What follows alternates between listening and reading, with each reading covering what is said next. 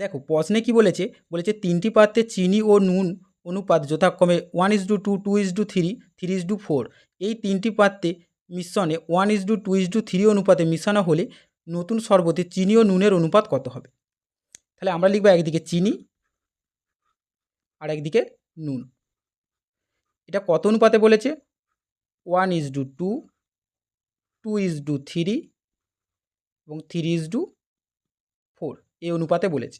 এবারে দেখো আমরা যদি টোটালের ইউনিটটা দেখি, এটা হচ্ছে 3 ইউনিট, এটা হয়ে যাবে 3 আর 2 5 ইউনিট, এটা হয়ে যাবে 4 আর 3 7 ইউনিট। এবারে আমরা যদি প্রত্যেকটাকেই সমান করতে চাই, তাহলে এটা দেখো 3 আছে, এটাকে নিশ্চয়ই 5 আর 7 দিয়ে গুণ করলেই ইউনিটটা সমান হয়ে যাবে। এটা যেহেতু 5 আছে, ইন্টু 3 ইন্টু 7, এটা 7 আছে, ইন্টু 3 ইন্টু 5। এবারে দেখো এই ইউনিটটা তো আমাদের প্রথমেই ছিল, আমরা অ্যাড করেছি কোনটা? 5 আর 7টা। এবারে এইটাকে কত অনুপাতে বলেছে দেখো? 1:2, 2:3 অনুপাতে। তাহলে এটার সাথে 1 অ্যাড করে দাও, এইটার সাথে বলেছে 2 অনুপাতে, এইটার সাথে বলেছে 3 অনুপাতে। এবারে দেখো নতুন মিশ্রণে চিনি আর নুনের অনুপাত কী হবে? 5 7 35, তাহলে চিনি বলেছে 1 অনুপাতে, তাহলে এটা হবে 35 আর নুন হয়ে যাবে 35 দুগুণে 70। দেখো 7 3 21, 21 দুগুণে 42, তাহলে চিনি হয়ে যাবে 42 দুগুণে 84 আর নুন হয়ে যাবে 126।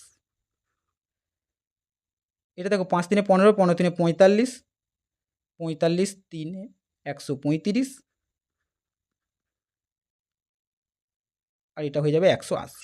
এবারে দেখো আমরা যদি এগুলো সবগুলো যোগ করে দিই, তাহলে এটা হবে 254 আর এটা হয়ে যাবে 376। এবারে এটাকে 2 দিয়ে কাটাকুটি করে দাও, এটা হয়ে যাবে 188,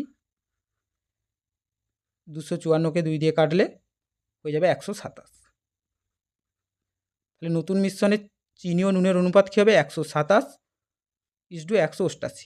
অপশন এ রাইট অ্যান্সার।